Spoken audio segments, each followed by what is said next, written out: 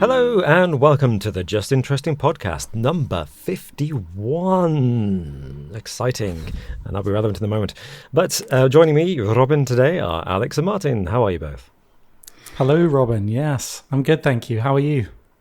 I'm fine, thank you. Glad to be here. How are you doing, Martin? Yeah, no, pretty good. Energized, feeling good. Good. I feel at peace today. I feel an energy because I feel peaceful. Oh, interesting. That's a nice way to feel. That's a very nice way to feel. It is, and yeah, I guess a few stresses from the past few weeks have been alleviated, and I'm feeling a lot more relaxed. So yeah, good. Nice to see you both. Oh, Martin's been killing again, but he feels better. And that's the important part. Well, let's hope you transmit some of that peaceful positivity to our audience who are listening to us today as we discuss a very interesting topic that I had no idea it was a thing until Alex drew our attention to it today about, and I think this is right, Alex, isn't it? Non Fungible Tokens. Yes, that is right. Yeah, no, that's right. NFTs and the art world. And is it all a scam? We'll be discussing this, and hopefully it'll all make more sense when we discuss it.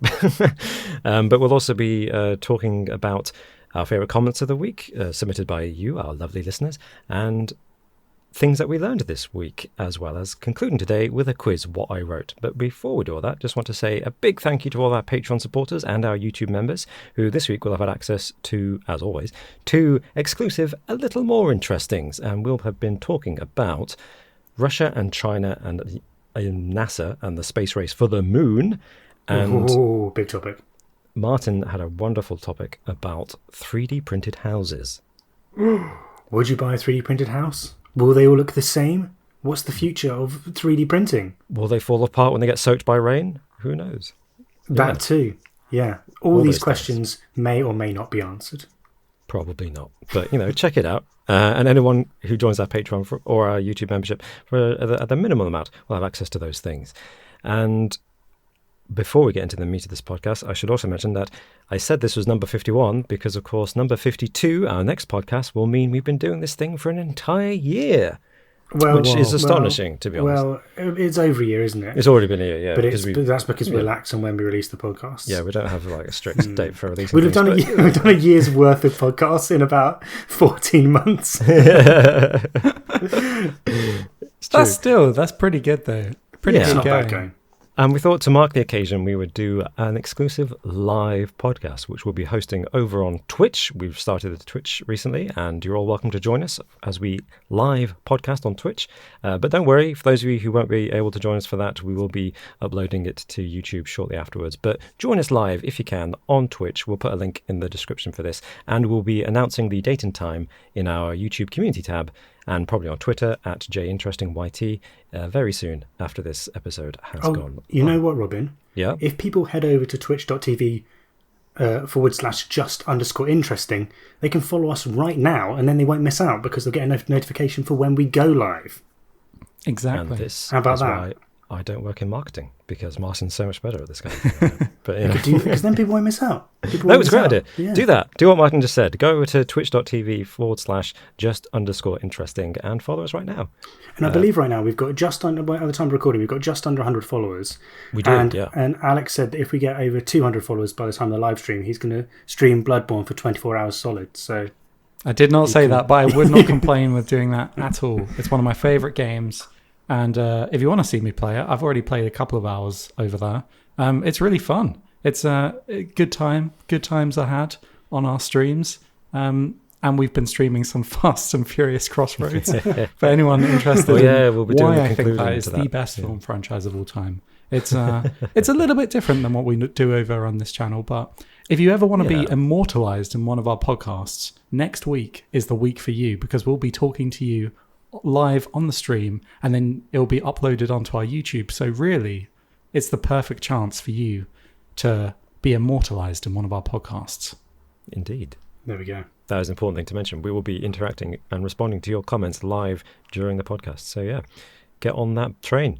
Moving into the main podcast now. Martin, what did you learn this week?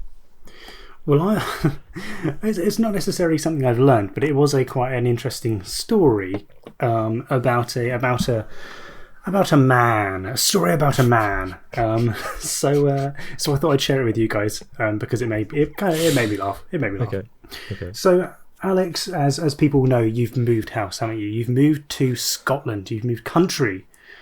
And I don't know whether you mind me disclosing this, but you've moved to a little known city called Edinburgh, haven't you? Yeah. Do you want my address as well? Yes, please.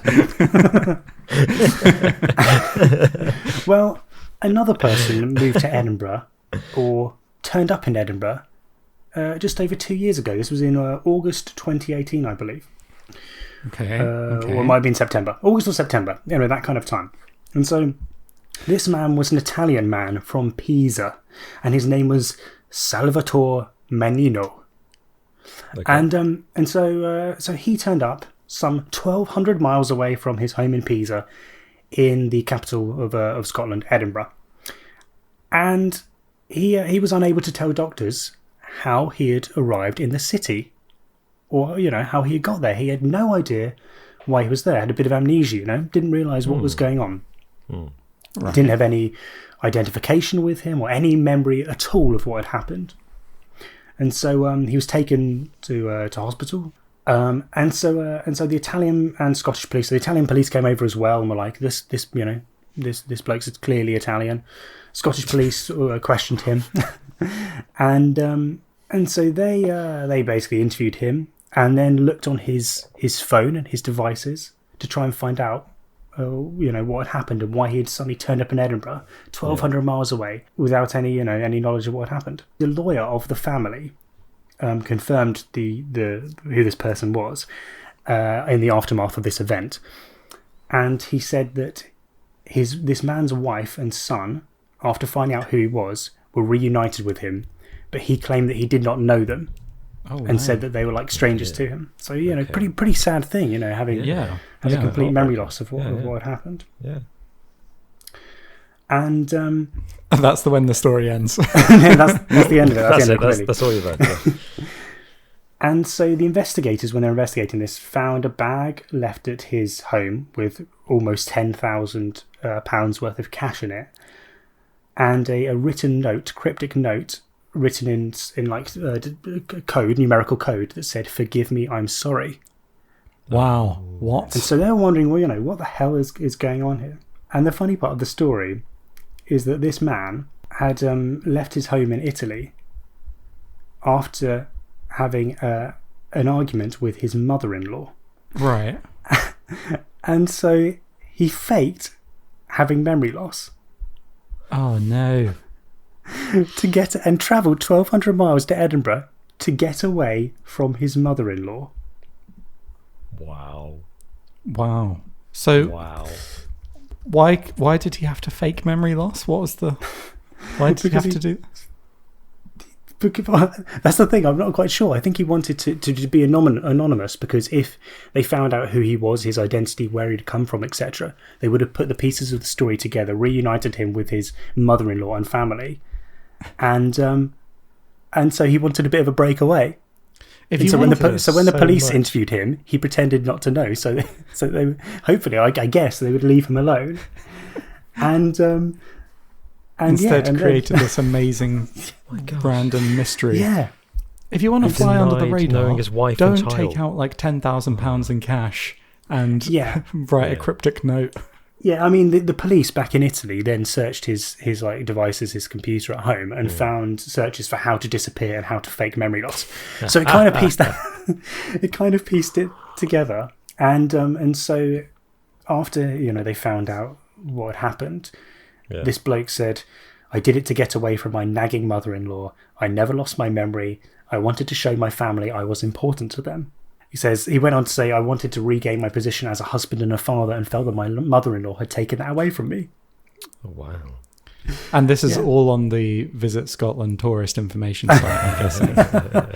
This man hated his mother-in-law so much.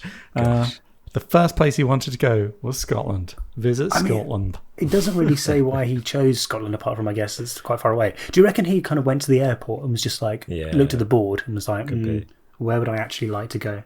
No, I reckon he fancied it because Edinburgh is a lovely city and everyone should come and visit here.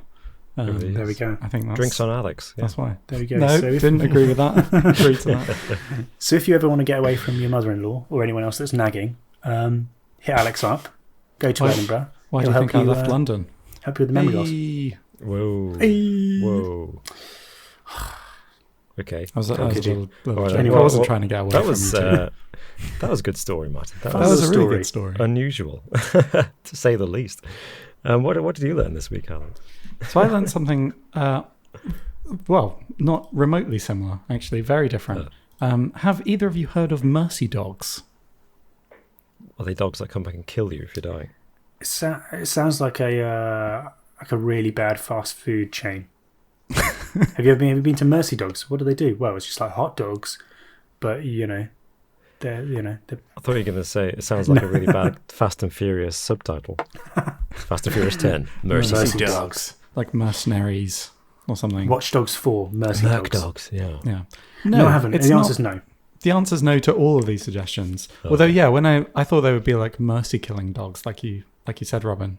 But no, it's not. Basically, mercy dogs were otherwise known as ambulance dogs or Red Cross Oh, yeah. dogs. Yeah. Were dogs that served in a paramedical role in the military, most notably World War One. So they were sent out after large battles, and they've got clothes on with a Red Cross on them, and they would Clothes go, on. These dogs wearing full clothes. well, no, just like a dog coat. Yeah. and Okay. but they were equipped with medical supplies, and they were trained to seek out wounded soldiers to offer them medical supplies, or if they were Oh, wow. mortally wounded, to comfort dying soldiers. Wow. And they were goodness. trained. They were trained to guide combat medics to soldiers who required extensive care. I mean, that sounds a little bit more useful, doesn't it? Sounds Otherwise, pretty the good, dog gets actually, yeah. there. It's like, do you want any bandages? No, my arms have been blown off. I can't help you. Yeah, I mean, they couldn't cauterize a wound or anything like that. But no, how amazing is that? And as many as 20,000 dogs are estimated to have served as mercy dogs in World War One and Two, and they're credited with saving thousands of lives. So Oh, that's good. there Well you go, done. man's That's best great. friend. Dogs are just so amazing, aren't they? What amazing! I love Yeah. dogs, man. I wonder They're if so any of those cool. dogs went on to have a career in medicine. They always gave the same diagnosis. How's the patient? A little rough. Whoa. Boo. Very good, Robin. I'm Very good. leaving the podcast right now. Well, don't wait. No, that's great. I love that idea. And I would hope that the Red Cross was honoured by the enemy and that they didn't try to shoot the dogs whilst they were. That'd be so dark, wouldn't it? Yeah. I would really hope so, yeah. I mean, they said after the battles, so presumably, this is when I'm sure there was still shooting going on, but Yeah. hopefully. Yes, that nebulous hopefully- moment where you're like, is the battle over? Like, yeah. Yeah. Send out the dogs. I mean, there are Yeah. combat dogs either way. Yeah. There were lots of animals, weren't there, in World War One? Wasn't there recently for the anniversary? There was a special commemorative service at some point, I believe, in the UK at least, for all the but animals, for the that animals, served 'cause, in, horses in these and wars. Yeah. birds like the carrier pigeons Mm. and the dogs, and presumably cats. I don't know if cats were Yeah. useful. Cats. Maybe. Speaking Okay. of Edinburgh, actually, up at Edinburgh Castle, there's a monument to all the horses that served in World Wow. War Two, I think, or World War One. That sounds really nice. Got to remember all our friends. who helped us. Exactly. Well, I learned this week something much. It's going to be really feel like crude, I'm- isn't it? No, it's not crude. I just feel like I'm dragging the tone down a bit. I love, Robin. You're trying to transition there into something completely You different. can't You're do like, it. I'll just speak slightly softly. It's like the news reporters then go on to the joke bit of news after talking about a massacre. They're like, terrible. Anyway, Yeah, that's basically it.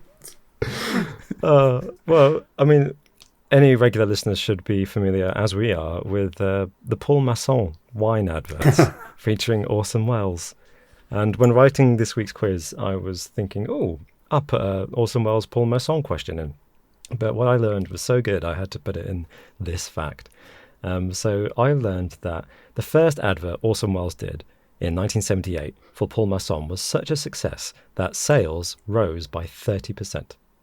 Wow. that is very successful. And such a success, they decided to give him a permanent contract to advertise Paul Bad Masson for $500,000 a year plus residuals for TV and print ads. Back in the 70s. Wow. Yeah, so this is about 2 million, 78 to 81. Yeah, so 3 or 4 years, and that was about 2 million a year. And included in his contract, and this will come as no surprise, was that he had to be provided a large multi-course lunch with alcohol every single day of every single shoot. Wow. That's such a bad idea. Why did they agree to that? Why did they agree to that? Mental. It'd be the opposite. It'd be like, we're paying you £2 million a year. surely it'd be like, part of the contract is that you do not drink on set because you're known for being like troublemaker. Oh, well, the plot thickens. Did you know that in 1981 they fired Orson Welles from being their mascot, so to speak, and replaced him with John Gielgud? Do you know why they fired him? Oh, let me guess. Because he was too drunk on set one day. The opposite. It's because he'd stopped drinking wine and publicly stated it in interviews. And they said, well, we can't have you represent us anymore, despite all the times you've turned up drunk to a shoot. Wow. So, yeah, they fired him in 1981. And then, final twist, they offered him the job again 4 years later in 1985. But he turned it down. Did he fall off the wagon? Is that? He must have. Yeah, that's what happened. No, I think he stayed, at least didn't drink wine, at least, until his death, which was 6 days after they offered him the job again in 85. Oh, wow, yeah. I've drunken so much Parmesan. It's fermented in the bottle and I can't drink it anymore. Does he do anything? Does he do anything? And he was pretty, he made some pretty scathing comments about the quality of the wine after they fired him. And whilst he was filming, to be honest. So, I'm surprised they offered him the job again. But that's what I learned this week. Oh, that's Very an amazing good. story. Very good. I'm ashamed that I didn't know that already, given how many times I've used it as my quiz buzzer. There's a Wikipedia page dedicated to the Orson Welles and Paul Masson adverts. It just gets that we don't get to learn about scientific achievements in India and Pakistan and Asia in general, but we get to learn about Orson Welles and the Paul Masson career. I wonder how popular our podcast needs to become for us to get a little mention on that Wikipedia entry. Oh, yeah. Like a little, the in pop culture section. Yeah, in pop culture.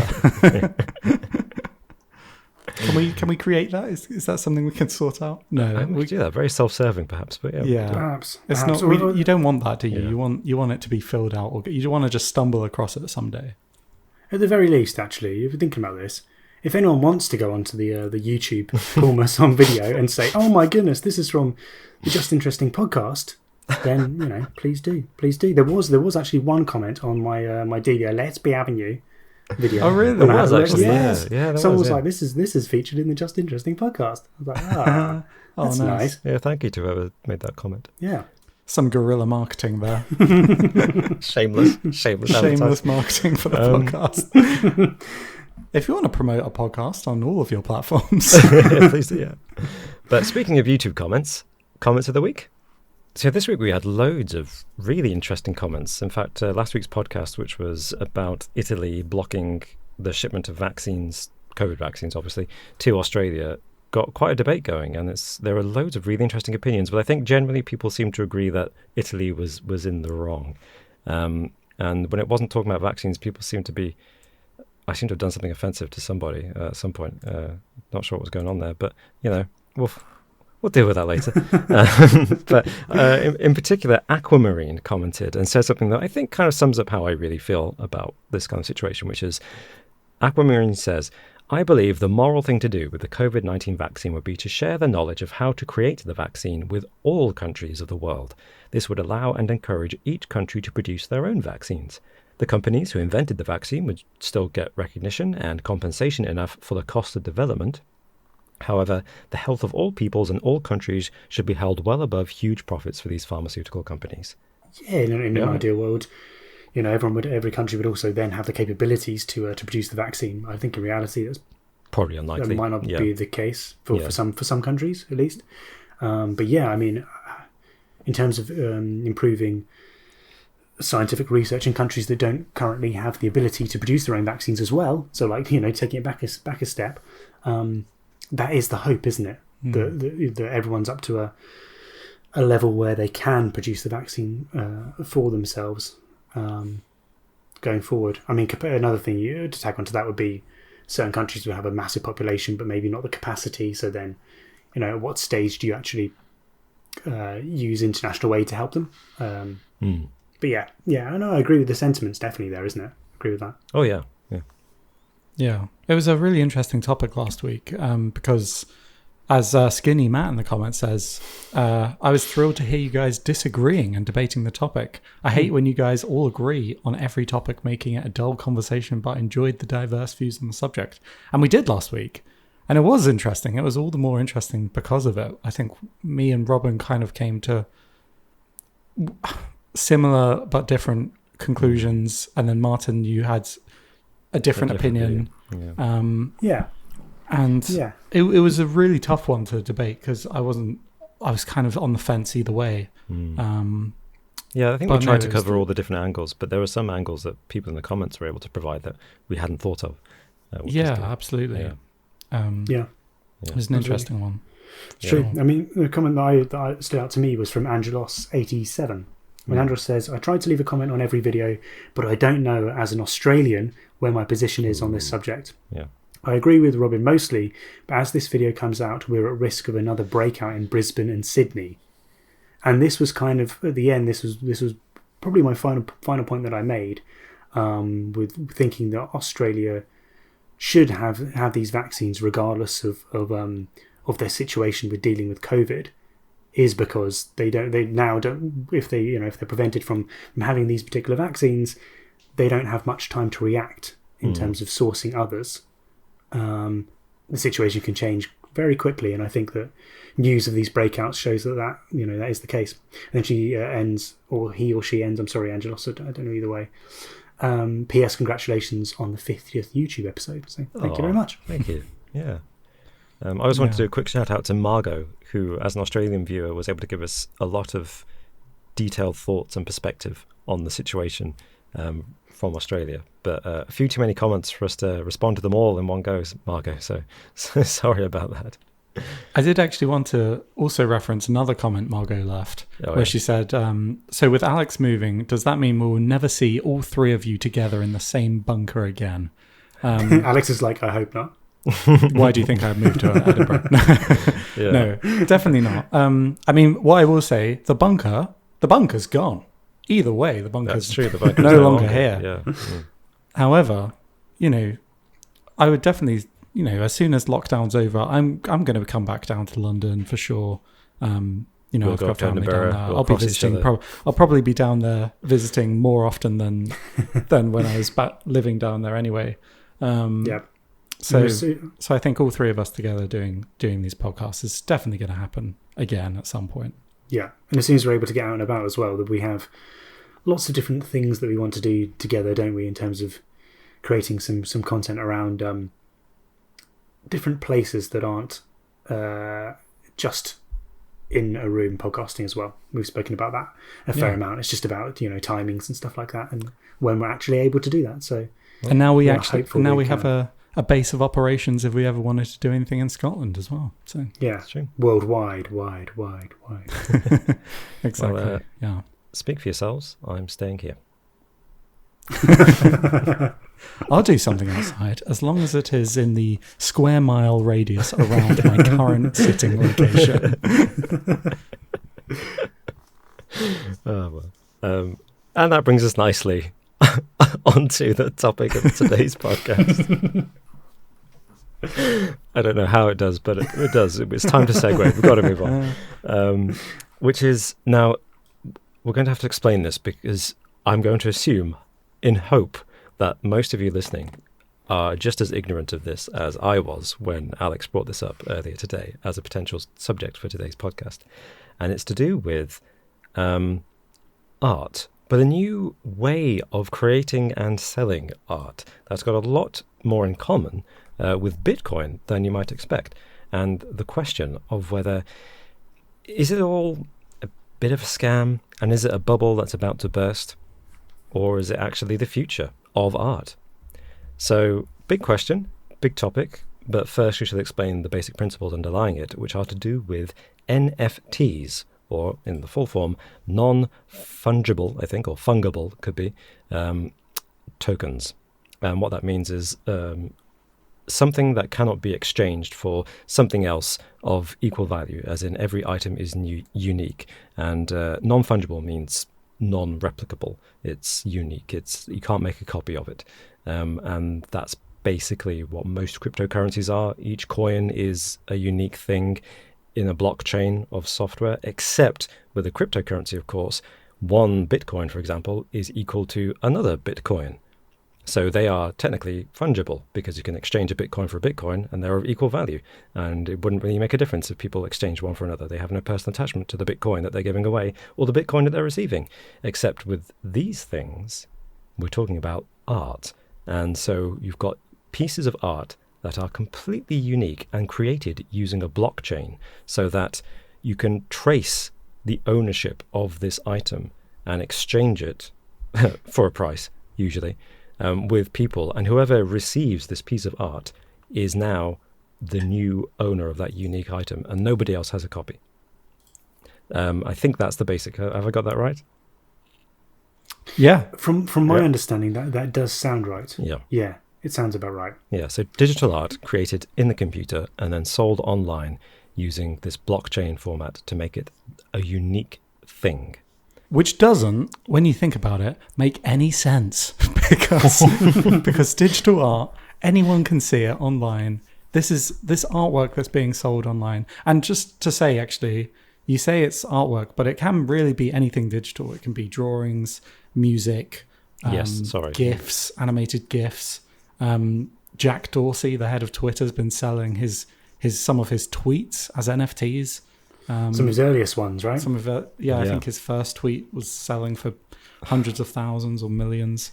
This is why I want to talk about it, because we've got examples. These things are not just selling for pennies.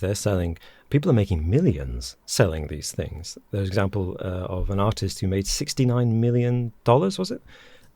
Selling a piece of art last year in 2020, in the middle of a pandemic, an economic downturn. They sold a piece of art created digitally, which I would assume means it's easy to copy, right? Because the artist will have a copy on their computer, right? And they just upload a copy to the sales portal online and then send the copy, and people are paying $69 million for it. And to me, firstly, like I say, there's some things like Jack Dorsey's tweets. Why are you buying those things? And secondly, things like this piece of art. I don't know about you two, but I want to hang art on my wall. Why would I buy a digital piece of art for $69 million? Because I think, I understand what you're saying. I think in terms of that one, just to be clear, it was a collection of, it was the entire collection of his artwork, where he had 5,000 pieces. So it wasn't just for one piece of art, but still, if you break that down, that's still a lot of money per piece of art for, as you say, like a digital footprint of some art. Yeah. And my cat's brought a mouse in. Oh. Oh no. Hard cut here. So what I don't understand about this, and I think Alex, you mentioned this already, is it just all seems fake. It seems like a completely, again, a bit like Bitcoin isn't an artificial currency, and that sounds kind of a stupid thing to say, but someone said, I want to make an alternative currency with the idea of democratizing currency and getting it removed from the gold standard and away from government control. But this seems even more fake because, the art world and collectibles are a thing that people already do. There are markets for them, but you get real tangible objects out of it. But you're just getting digital versions of a thing here, and you're paying people digital versions of of something that everyone kind of has access to anyway. Like a lot of these are just kind of gifts that are being sold. Like Nyan Cat is one of these that have been sold turned into an NFT. Wow. And then sold for millions. I think a lot of the interpretation of this is that these things are only real if people believe in them. Like Tinkerbell, Robin. Everyone has to believe in it for it to work. But it's like the blue tick on Instagram. It has it's not real. Right. It's not real. It doesn't make any difference. But it has kind of intrinsic value because people believe that it makes, it has some kind of value and that people feel like it has a value. I mean, isn't that intrinsic to the art world in general? I mean, there's the cost of the paint, and if you like a picture, you like a picture, but there's no reason why a Warhol picture should be worth millions and something else that someone else does isn't worth anything. It's the value you place on that, and what the art world places on it. You're part of that clique, aren't you? You're part of that small exclusive club who owns something that other people can't or don't have the ability to own. It doesn't really matter if it's digital or not. But I know what you mean. Like hanging something on your wall is very different to having a file of it, right? So is that the main reason people get into this kind of underworld market of NFTs? Is it is it purely a prestige thing? I think it's partly a prestige thing. I think so people buy, as a buyer buying NFTs, I guess the reason why you might buy into this is if you want to support like an artist that you really like, which I guess is why rich people would spend hundreds of thousands or millions on a painting to begin with, because they really like that artwork. You also, in some instances, get some usage rights if you purchase that artwork. Like you can use it as a profile picture or something. I don't know if there's any.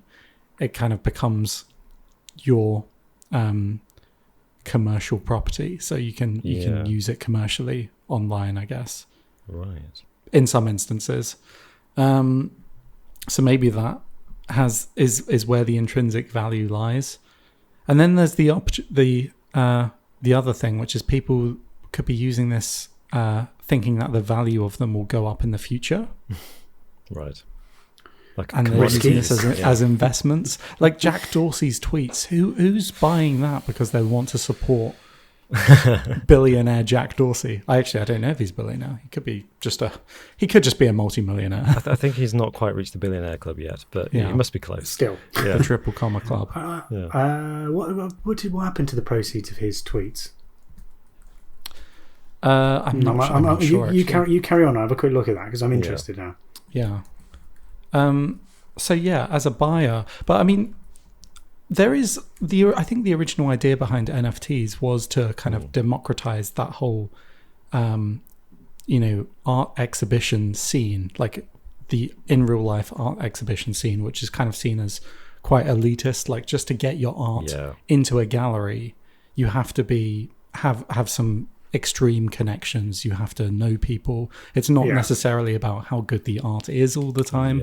It's about whether you attended the right meeting, attended the right cocktail party, have the right happened to know the curator of the Tate Modern, went to the right school. Yeah, exactly. So I think this was seen as a way that artists could put their art up for sale online, and in a way that attracts people, those same kind of prestige buyers who would spend these kind of exorbitant sums on Monets or Picassos or and I suppose whatever. It cuts out the middleman. You don't have the same kind of auction houses or agents or the curators in between who are dealing the art. You've just got the online platform, which presumably takes a small commission, and the artist gets pretty much everything that the buyer is willing to pay. And that's the thing. I think some people have said they like the fact that the buyers and the artists talk directly to each other when they're making these sales, and they say, "Oh, I really like this piece of artwork," and the artist is like saying, "Yeah, absolutely, you're a great guy. I'll give you my painting. Well, I'll sell you my painting." So I get that. Except, isn't there an issue? What'd you do with it? Yeah. Well, what do you do with it? Yeah. But there's another issue as well here, because it sounds like it's grown already to the point where it's an industry, and you've got these online marketplaces which control the number of artists who can sell on their platform, and they pick and choose the artists who they deem worthy, essentially, to sell. Mm-hmm. And isn't that just the art world, but in digital form? Yeah, the idea that it's democratizing the sale of art, I think, is a little bit misguided, isn't it?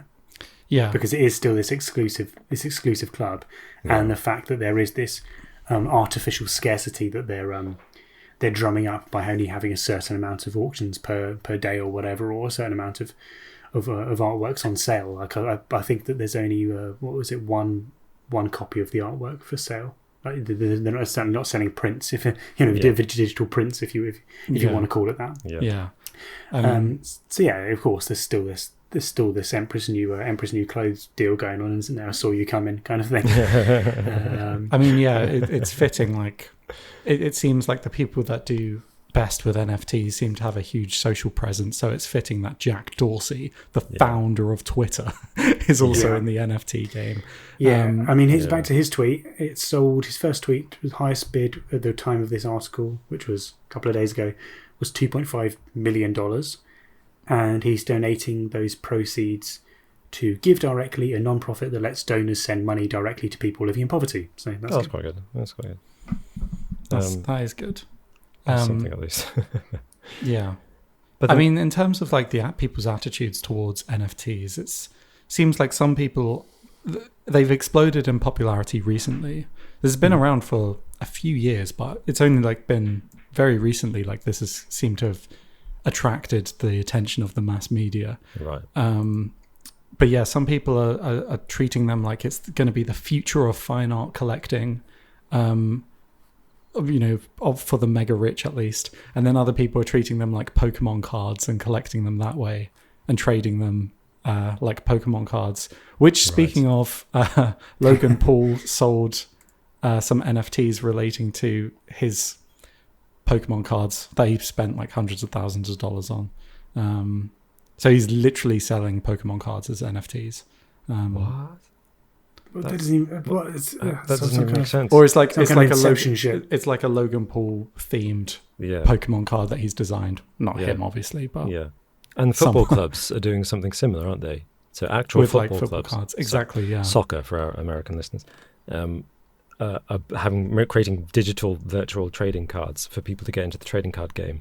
And I mean, that, to be fair, that kind of makes a bit more sense to me because it's just digitizing something that already exists. And I don't know, for some reason, my mind is struggling to get around how that is useful for the art world, but it makes sense for trading cards. My brain can process that for some reason. I'm not quite sure. Like I say, trading cards are very standardized, aren't they? Is that artistic value to them? And that's the thing. It's that's it. Yeah. When you see a painting, you see the textures of it. You see, you can. I mean, you don't want to touch it, you don't want to feel it, but you can actually physically see it there. Whereas you know what the trading card is going to be like. It's going to be their face, isn't it? Face on the picture, probably a few stats, and that's it. I suppose if I had a big enough TV, I could buy. I mean, some digital art is absolutely great, and lots of digital art these days is amazing. Like, just look at the art books for any movie or TV show. But yeah, if you had a big enough TV, like a 100-inch TV, put it on your wall, and it just displays the digital art that you've bought, I guess that could be a thing. But then the energy consumption of that is so wasteful. But you could do that. But the thing is that digital art, you'll be able to see it anyway. You could put it on your TV anyway without having to buy it. Just thinking, I own this. Yeah. That's kind of it, isn't it? It is the whole thing of being a collector of anything. It doesn't matter.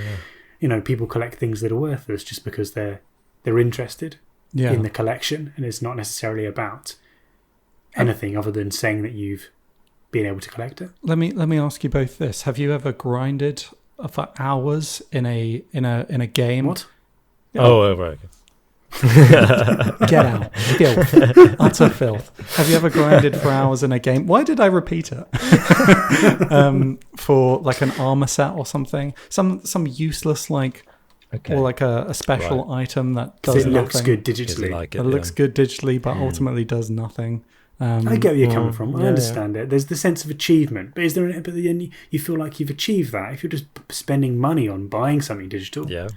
I don't know. It feels a little bit different. But anyway, each to their own. There's got to be some people here that are buying this thinking that it's going to be an investment that goes up. And fair play. If it ends up being the case, then it could. Then that is what it is. I feel like it's at the best case scenario though. It's like Bitcoin or any cryptocurrency, boom and bust, and every once in a while it might boom, and you're lucky if you're there.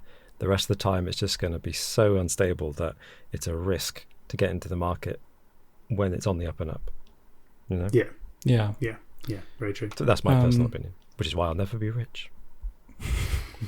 I imagine with this kind of thing, with the whole trading situation, You can get, that old story of someone who traded a thumbtack up for like a 4-bedroom house in 10 trades on eBay. They traded like a thumbtack for a pen for a snow globe or something, and then ended up getting a house out of it. I can imagine something similar with some like an NFT digital art. They trade up their way up to like Jackson Pollock or something crazy. But anyway, I mean, there's one big major spanner in the works with this whole NFT situation, and the big controversy surrounding it, which is the carbon footprint that this causes, which many people are saying is just unsustainable for the long term, because like people are seeing this as the future of art trading online, and because this uses the Ethereum, which is a cryptocurrency blockchain, basically the carbon footprint of this is huge. It's massive. So the energy consumption to mine this cryptocurrency to be able to produce this is that's what's causing issues, right? So one example is Space Cat, which is an NFT that's a GIF of a cat in a rocket heading to the moon. It's just a GIF, basically.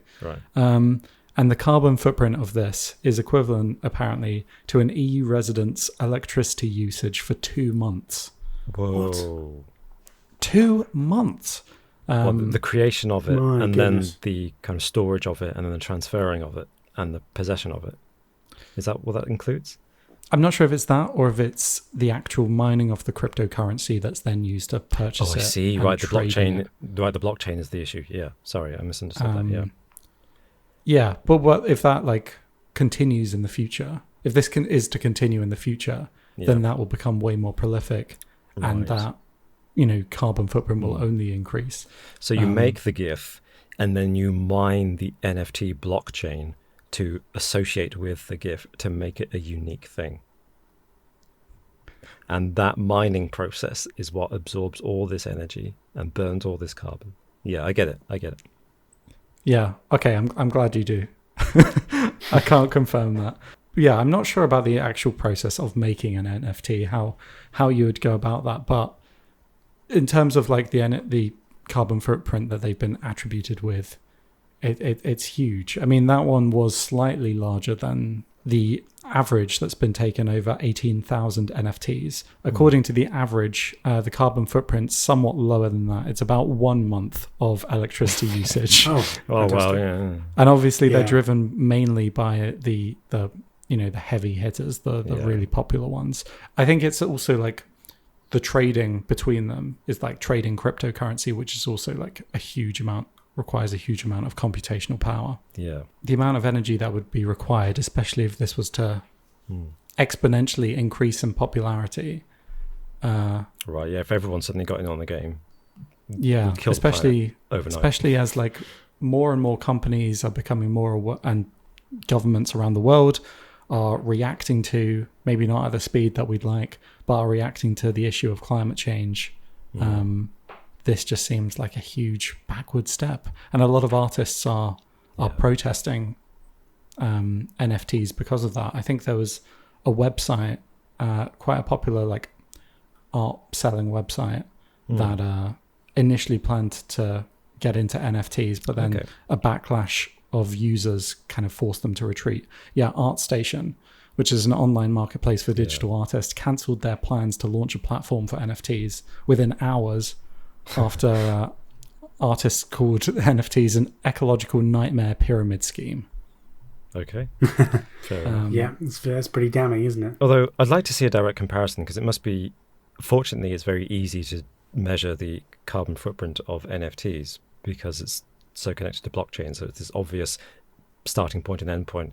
But what's the economic, not to berate classical art, but what's the ecological impact of traditional canvas art with paints and brushes, sometimes made of animal hair, all the materials that go into studio space as well, physical materials, just powering a room, to paint the art. I mean, it's more efficient because putting on the lights in a house is more efficient use of energy than mining blockchain. But I would like to see a comparison there, to see just how much worse it is But yeah, if it's 1 month's energy for an average NFT, I'm willing to bet that one piece of art from an artist is not as bad as that.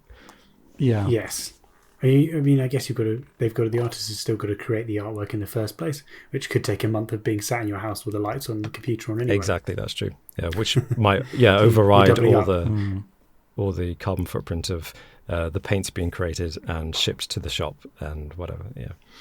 Good point. And the other thing that gets me about this, the big irony here is, and I assume there's a way around this, but digital stuff in general, the big fear, we live in the information age, and anyone who's got a mind for history will think, well, in 1,000 years' time, will anything be left if there's a server breakdown, if the internet disappears? And particularly, even if it's not just the internet, hard drives have an average lifespan of 3 to 5 years. CDs, usually 3 years before they become unreadable. Then even if the media itself, like a USB pen, lasts for 10 years, I'm not saying USB pens do, but if it did, when USB ports go out of fashion and you don't have a computer that has a USB port, then the USB pen's useless. So just storage of digital things, whether it's the hardware that breaks because it rots over time, or whether it's the format becomes extinct. Like opening a Word document from 1998 might be impossible in 5 years' time. I just get paranoid that people are spending. The artists are spending all their time creating this art that might get lost in the ether, and the people buying it are spending millions of dollars on something that might not exist tomorrow.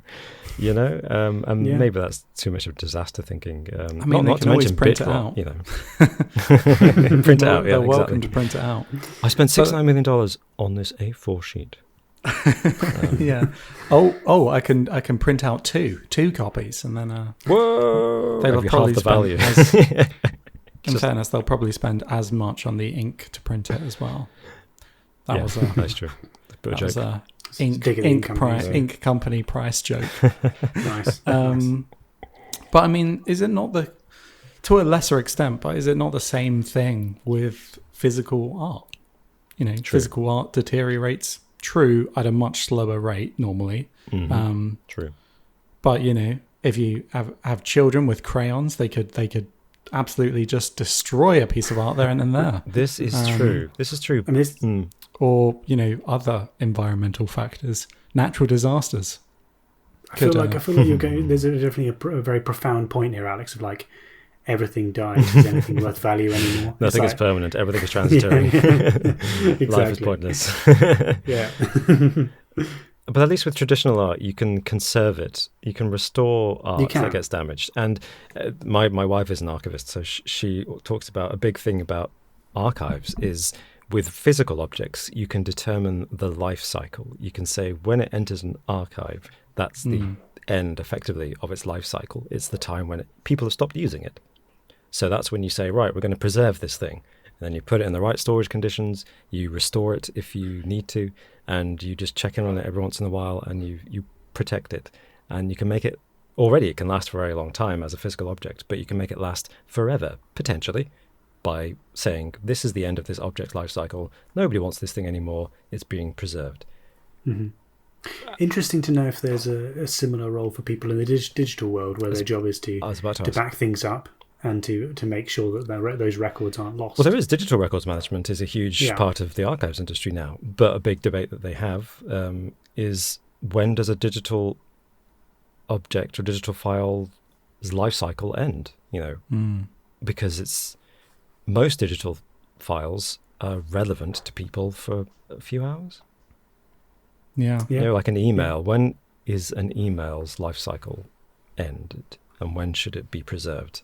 And then how do you preserve it? Because you've got all these problems I just listed beforehand about preserving digital files is almost impossible. At least with an email, you can print it off and have a hard copy, as well as a copy on a hard drive, as well as a copy on the internet in the cloud. Whereas you can back it up in a few places. Yeah, with your art, and in this case, particularly with NFTs, once you create a physical copy of it, what's the point?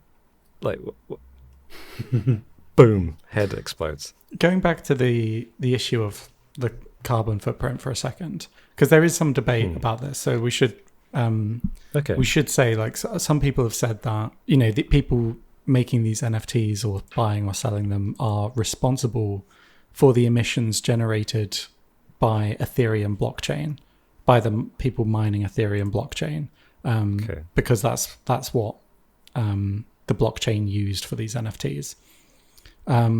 However, there's a lot of people who are arguing that they're not responsible for it, and the people trading Ethereum or mining Ethereum would just be trading something else if it wasn't these NFTs. The miners would still be there plugging away at these digital puzzles and mining blockchains either way, regardless of whether they were buying or selling NFTs.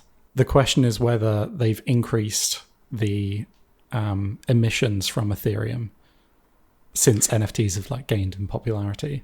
But that seems to be quite difficult to do for some reason. If the market expands and Ethereum, I imagine, goes up in value as a result of this new application, then of course more people will mine it if it's lucrative, won't they? Yeah. And so then the knock-on of that would be that that there are more emissions. So I can't see how if a new market opens up that's very lucrative and very popular, that the knock-on effect wouldn't be that more emissions would be created as a result. That would be my natural thought. But until there is solid stats and figures, we won't know. But that does seem to be the case. I mean, another question would be: is the issue here with those who are promoting this within the art world? Is the issue more with them, or equally attributed to them as it is with people mining? And I guess from their point of view, they're just thinking this is a new way to distribute art, to buy art, and to own it. Yeah. And not necessarily thinking about that environmental impact. You wouldn't, would you? You're just using a computer. You wouldn't suddenly it's think a service for you. You wouldn't suddenly think that what you're doing online is using the electricity of 1 month supply of an EU resident. I dread to think how much energy we consume with these podcasts. The three of us recording for hours on end. We should sell the podcast as an NFT. It can be any. It can be any kind of digital product. Let's do it. If you want to invest in our new NFT, with the hours that people have listened to this, thousands of people for all those hours, how much energy that is. But then you could argue if they weren't listening to this, they'd be doing something else equally as energy zapping. Yeah, you might hope. That would be that's I guess that's the same argument for the Ethereum mining, isn't it? As if they're not mining it for the art world, they'll be mining it just for another application anyway. The whole carbon emission thing seems to be a problem with Ethereum or all cryptocurrencies, but Ethereum in particular is a particularly bad culprit, and that seems to be the one that's linked with these NFTs. So the solutions people are coming up with is to pursue greener cryptocurrencies, ones that require less computational power, and there's some different ideas. Ethereum has said itself they're looking at working towards a system called proof of stake, which I'm not going to pretend to understand. But basically, if they implement it, it will essentially bring their electricity consumption to almost zero overnight. Like, in addition, they wouldn't require computational power. What? It basically requires users to have some kind of skin in the game when they're doing these transactions. Instead of having to pay for this electricity to mine data, they would have to put something in, some of their own other cryptocurrency tokens into the network to prove they've got a stake to then legitimize the cryptocurrency. But if they can, I don't understand. If they can do that, they should do that already. They are morally obliged to reduce their carbon emissions. Damn it, man. Yeah.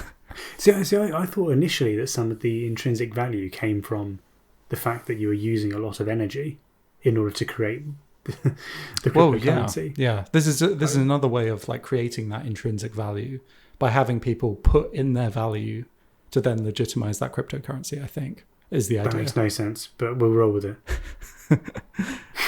Guys, I've got this new company, this new business I'm starting up. You put in your value. Put your value, just whatever it might be. And you've got a unique...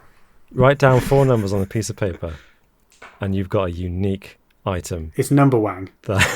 Yes, that's number one.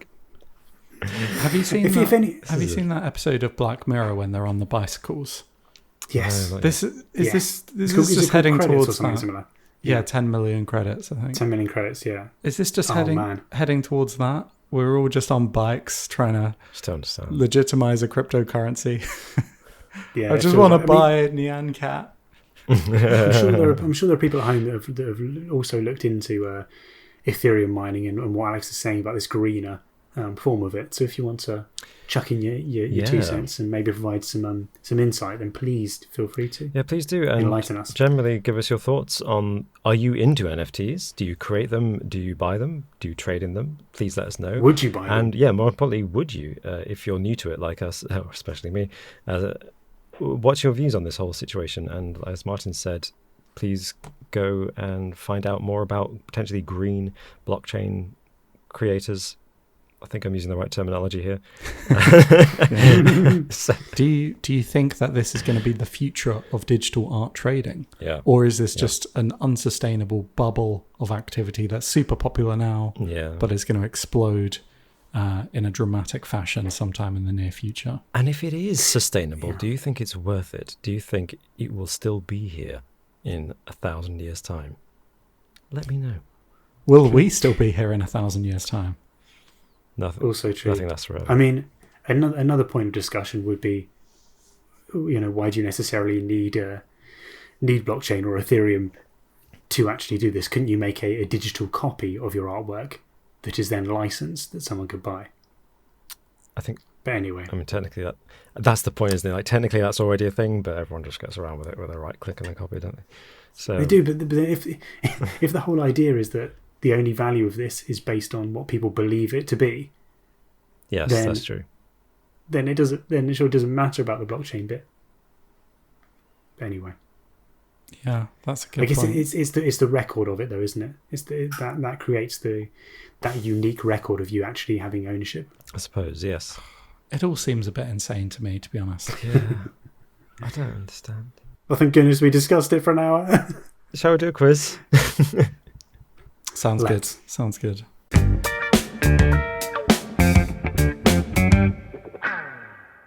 So, welcome to the quiz. As always, 10 questions with a bonus question in case of a tie. And before then, buzzers. Gentlemen, show me your buzzers. Martin. Well, I've gone for a Shrek 4 classic. Wow. An ogre only roars when he's angry. You don't want to see me angry, do you? Do it. I've never seen Shrek 4. It's How all is right. it? That's the best bit. Yeah, You've it's seen- fine. That's the Oh, best okay. bit. I remember, It's okay. yeah. It was surprisingly not funny. As in, it was more dramatic than it was funny, I remember. Yes. That's what I liked about Shrek, the dramatic moments. I've now seen them all dozens of times. So You've fallen into that trap. What's the best one, Yeah. Martin? What's the best one? best one's the first one. First one. Hmm. I think it does go 1, 2, 3, 4 for me, Oh, really? or maybe 1. Yeah, 1, 2, 3, 4. Maybe 1, 3, 2, 4. I don't know. 2, 1, 4, 1, 3 for 3, me. 2, 4. Are you insane? One's got a What? good story. 2 story is a bit ropey, but the comedy is up there. So What did you have? What'd you go for? Well, I've only seen 3, the first 3. you see the third one. I've only seen best number 3. Three's first. No, I've only seen the first 3. For me, it's 2, 1, 3. Yeah, no. 2, 1, 3. 2, 1, Yeah, 4, okay. 3, I think. So, Alex, what's your buzzer? I've gone for this classic. Gentlemen, this is Democracy Manifest. Have a look Nice. at the headlock here. Get your hands off my penis. Get your hands off my penis. A bit disappointed I went for Orson Welles after my fact this week, but, whatever. Well, we've Yeah. already. I had Orson Welles last week, and we've already mentioned him in this week's That is podcast. true. So I thought, That is true. That now's my time to go for a different drunk Australian thief, meal thief, how his day. Alleged. Okay. He's creating art now, isn't he? He sells He is, art yeah. of paintings he paints of him in that meme. So, I would invest in his NFT. His if he NFTs. created an NFT of that. all right then. Question number 1. On the London Underground map, Which line is green? An ogre only roars. Oh, man. I think there might have been Australian guy. Just Okay. That is the district line. correct. It is the district line. 1-0 to Alex. Very much. Sorry, Martin. It was so close. That's close. Yeah, very close. Very Sorry, close. Martin. Question. It's okay. It's okay. Question number 2. Closest wins. The United States of America bought Alaska from Russia in 1867. But for how many cents? An ogre only. Moment. I'm going to... Sorry. I started, so I finished. Yeah. No, that's Yeah, fine. yeah. No, because the questions are weird. How many cents per acre of land did the Americans pay Russia? Closest wins. Per acre of land. Yeah, per acre of land, how many cents? Oh my god. I'm trying to work out how many acres of land it would be. But that's the thing, isn't it? Acres are not actually that big at all, really, is it? And Alaska is big. Alaska's massive. I mean, it's just like an average. You know, you don't. So, I mean, Martin buzzed first, so you can Yeah. If you want to guess, See- you can guess, or you can let Alex guess. See, I was going to say something really, really, really low. Like, I was going to think they bought it for, like, literally next to nothing, which would mean that it would be, like, less than a cent per acre. Okay. But that now seems ridiculous when you say how many cents. So I'm not Well, I going mean, to the do answer that. could be not point plural. something. Yeah, it could be. Yeah. Yeah, it could be. But, no, let's go for a round number. Let's go for 10 cents. Okay, Alex. Keeping it quite low. See, I think you're along the right lines there, Martin, with the whole really low cost. So I'm going to Gentlemen, this is... I'm going to go 7 cents. Okay, Alex is closer. It's 2 cents per acre. 2 cents per acre. Wow. Yeah, which is Wow. less than 40 cents today. They spent Yeah. $7.2 million on Alaska back in 1867, which even today is under $140 million. Wow. They bought an entire state, basically a country. Elon Musk or Jeff Bezos could have bought Alaska and it literally be pennies to them. How mad Yep. is that? That is Yeah. crazy. So yeah, so Martin, if you'd gone for 0.1 cents, you would have. Sorry about that. Yeah. But so 2-0, going into question 3. What connects Sylvia Trench, Domino Derval, Honey Rider, and Pussy Galore? An ogre only roars. That was Do the Roar. Martin? They're all Bond girls. Correct. Or Bond women today, as we should say. Well, yeah. Yes. Well, but back in the day, they're called Bond girls, weren't Yeah, they? they were. Specifically, which era? Sean Connery. Yeah, there we go. Nice one. Question number 4, 2-1. You old fogies. With Knowledgeable. Your Bond knowledge. Knowledgeable. Which of the 2 following live TV broadcasts drew the most viewers? You have to tell me how many, just which one. Was it Princess Diana's funeral in 1997 or Michael Jackson's Only memorial roars when service he's in angry. 2009? You don't want to see me yes, angry, Martin. do you? The Memorial Service. Is this in the UK we're talking about? Worldwide. Oh, goodness. That's tough. Now, I mean, because- actually, the because answer in is the same. Diana's Actually, so funeral, it doesn't really. Yeah. Diana's funeral was the biggest in the UK. Mm-hmm. It's the biggest televised event in the UK ever. Mm-hmm. And it's weird that on that list there's like a replay of like an FA Cup final. It's so strange. It's like number 4. I still don't really know why. Diana, she was big around the world, wasn't she? She was pretty big. Michael Jackson, superstar. Oh man, I'm gonna go Diana. You would be correct. Princess Diana's Fair funeral. enough. I was definitely going to go for Michael Jackson. It was close. 2.5 billion viewers in 1997 for Diana's funeral. For Michael Jackson's memorial service in 2009, 2.45 billion. Oh wow, so close. That's so close. Yeah. But given the 2.5 billion for Diana. I know, That's and nice. this is with 12 years of added networks and satellites and countries with Well, that's TV it, as well yeah. on Michael Jackson's part. You know, pretty close. Although some estimates say it's higher, but the viewing figures from the time put Diana as higher. So that's 2-2 going into question 5. If you dug a straight tunnel through the earth from central Spain, in which country would you end up? From central Spain. Right through the earth to the other side. Bloody good question. Okay. So through the core as well. So not across, but through. Which country? Let's just go. An ogre only. Yes, Martin. Let's go for the classic. Often people think that from here it's Australia, but it's not, is it? So I'm going to go for Spain is Australia. No. Oh. This is Democracy Manifest. Yes, Alex? I'm going to go for China. Not China. Isn't the USA China? Oh, is Go it? through quite a lot of the USA. Yeah, possibly. I don't Oh, know. okay. Should we have another one? Is that you? Yeah, Yeah, go again. Yeah. Okay, so Spain is pretty much just south of us, isn't it? Mm-hmm. Pretty much. So Roars when he's angry. You don't want to see me angry, do you? Do it. Yeah. New Zealand. Yes, New Zealand. I think it's 3-2 to Martin. Closest wins. How much of the total mass of our solar system does the sun account for? Give me a percentage. God. What percentage of the mass of our solar system is the sun? The mass of the whole solar system. The sun's quite big, Is it? But it's also like and it's pretty damn dense at the core. It's the closest wins, so you can. I don't know this. Do you want to go first on this one, Alex? Okay. Says Martin. And I went first on the last one. This is Democracy Manifest. Say 90%. I'm going to go 75%. Ooh, okay. Quite high, isn't it? That sounds really high. It is big though. I'll just go round number 50. I think it's lower though. Alex is closer. Really? Yeah, it's 99.8%. No. What? Yeah, 99.8% of the Wow, mass of way our off. solar system is the sun. Yeah, so Oh, man. yeah, you could have said 90%, Alex, and you would have What? been very close.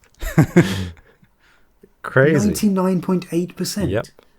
That's 0.2% of the solar system is planets and asteroids, and I think How is this not taught?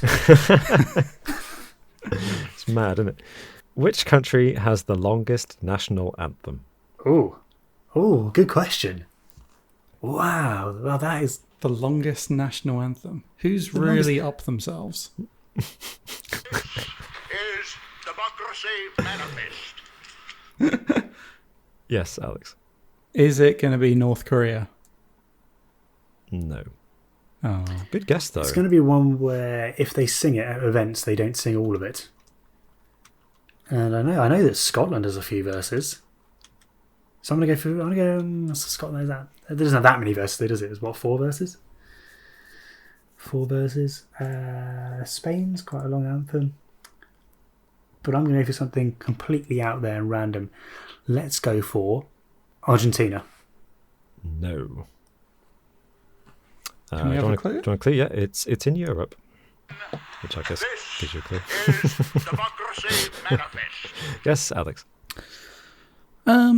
Italy. Nope. Oh. No, theirs isn't that long, is it? I'll be honest, Martin. I know literally no national. Is anthem. this all sporting knowledge? This is where you learn the anthems, Martin. Well, with learning them, I don't know the answer to the question, so not well enough. But Italy's, yeah, that's played quite often in the rugby, isn't it? Okay, I'm thinking east. I'm going east here. Let's go for let's go for Bulgaria. No. This is Democracy Manifest. Yes, Alex. Greece. Spot on. It's Greece. Yes. Bonus point if you can tell me how many verses. No, I won't ask for that. 7. Martin, do you have any advance on 7? It's 11. That's 158. No. Come on, get 100. over yourself. I know you invented democracy, but that was ages ago. What have you done since then? By the end, are they just like, and thank you also everyone in this country for the scrubs Yeah. and the dirtlands. Dear. Just a list of whoever the composer's cousins were. It's like. Anyway, so that's 4-3 to Alex. 4-3, blimey. Question number 8. True or false? Olympus Mons on Mars is the tallest mountain in the solar system. This Ogre only is roars the when he's angry. Democracy Manifest. I'm not sure who I heard first. I think it was you, Was Alex. Alex? Okay. Yeah. True. If you say so. I'll have to go for false then. Yeah, Martin gets the point. It's false. It's false. There we go. It's Rhea Silvia is the tallest mountain on the asteroid Vesta in the asteroid belt. Oh, I didn't know we were counting asteroids. I said this. I Others would've said got in it. the solar system. Olympus Mons is the tallest planetary mountain. If you're interested, it is 21 kilometers tall. What? Hang on. On an asteroid, everything on an asteroid is a mountain. Like the whole asteroid is it's just a rock. How It does is that count? roughly half the diameter of the asteroid, to be fair, this particular mountain. But it's a big asteroid. It's a minor planet, Vesta. It's big enough. How do you define mountain if it's not attached to something that's not a mountain? Like We're on a big rock. Yeah. The rest of the asteroid isn't a mountain, and this bit is. okay, fine, But yeah, whatever. the Vesta's Rhea Silvia on the asteroid Vesta, which is a minor planet, is 22.5 kilometers tall. So it's 1.5 kilometers taller than Olympus Mons, which is considerably taller than Everest, which is only 8.9 kilometers. It's mad. Pretty puny, aren't we?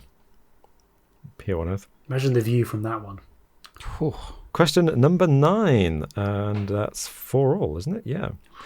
Yeah. Which technology giant was originally called Backrub? Oh my god. I'm just thinking who would come up with such a terrible name. This is Democracy Manifest. Yes, no, Alex. that was stupid.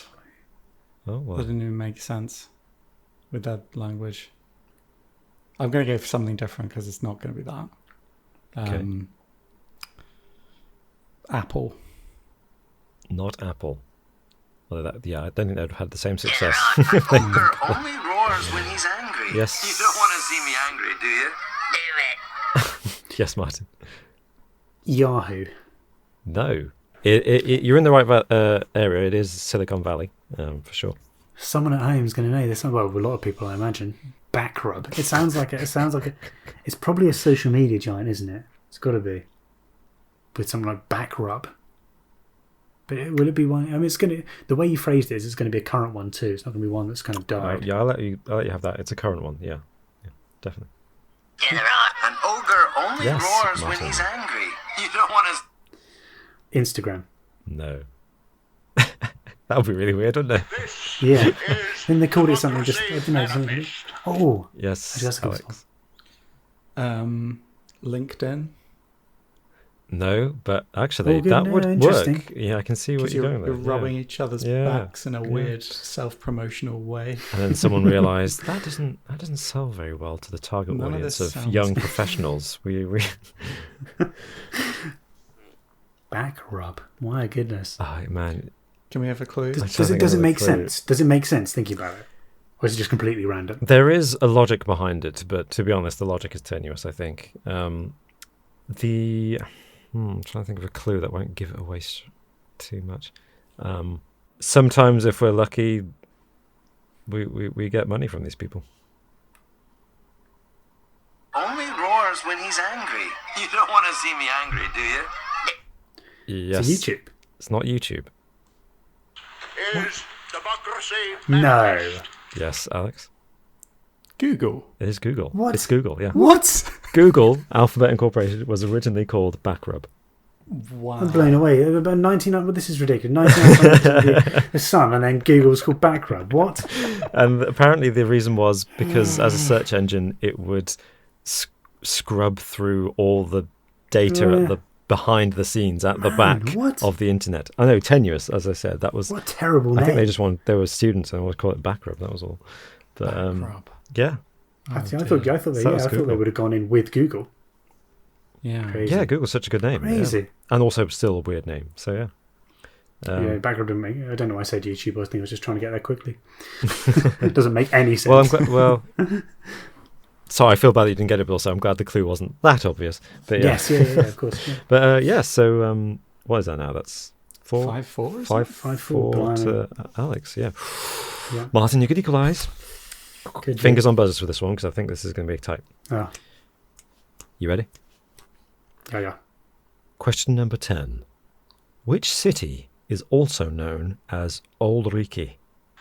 This is Democracy Manifest. Yes, Alex. I didn't actually hear what you said, but I'm going to say Edinburgh. Yes. I feel like I had to say Edinburgh as soon as he said which city, I was like, I've got to go for Edinburgh because if I guess a different city and it's Edinburgh, I'm going to look like an idiot. Sorry, Martin. But well done, Alex. what it is. Well done. Do you know what it means, Alex? What was it? Sorry, I didn't actually hear it. Old Riki.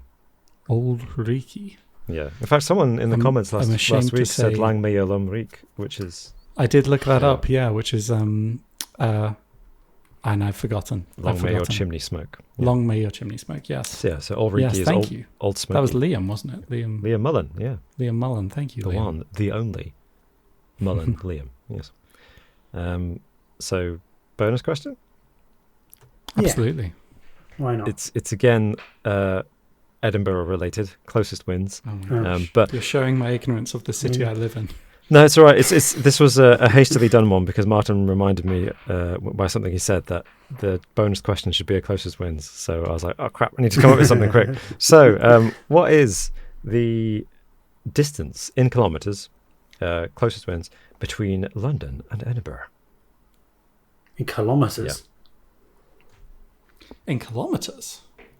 You're going all European. We're still in the EU. Yeah. Just going to think. 1, 2, 3, 4, 5, 6. Is that too far? Let's go for 674 kilometres. Oh my god. Ooh, good one. Okay. I reckon you're so close there. But which I really direction, do. Alex? In which direction is it close?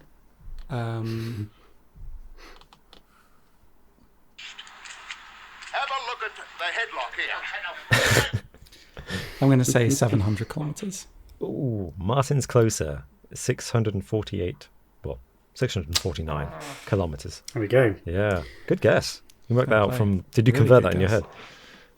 Yeah, I was trying to, but I did. Yeah, it was still a guess, That's wasn't good, it? But a rough guess. A rough guess. Like the medical dogs. Rough guess. Raise your arms. Well, thank you for joining me for that quiz. Well done, Alex. And that was close. Thank you. Closer than the Thank score you. suggests, Yes. I think. Yeah. Where are we now on the scoreboards? I mean, it's going to come up on screen anyway. We must be but pretty. Where are we now? Looking at Where are last we week's one, I think Robin's on 4 wins. I'm on 3, and I think Martin's on 2. Oh, But So that's Martin, close, you go. though. That gives Martin. You can easily catch up to either of us. You're only two wins away. yeah, it's not impossible. I hope It's not you've kept impossible. that. We'll see. Hope you've kept that awesome mug because I'm coming for it. In the night, you shall not know, but he will come for it. Oh, the There we go. centre. I'm not paying the shipping cost for it to be sent up to Edinburgh. I was about to as well. say, yeah, what do we do then? Because now we're not further away than we were before. The Royal Mail will happily deliver to Scotland. Still.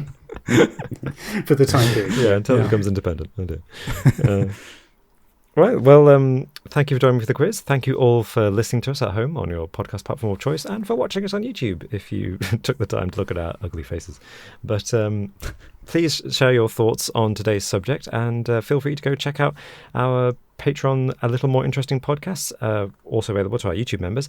And don't forget that our next podcast will be streamed live on Twitch at a time and date to be disclosed. Keep an eye on our community tab and our Twitter feed, and then shortly uploaded to YouTube afterwards. But we'll see you next time. Bye. Head on for over now. to Twitch now. Head over to Twitch. Head on Head over to Twitch. Go Head over to to Twitch. Twitch. And then There's stuff if you over follow, there. if you follow, then you can. Then you'll If be you follow us on notified. Twitch, you'll Okay. get an automatic notification when we're live. That is the easiest way to do it, and I keep forgetting to say that. So thank you, Martin. See you later. Bye for now. See you later, guys. Bye.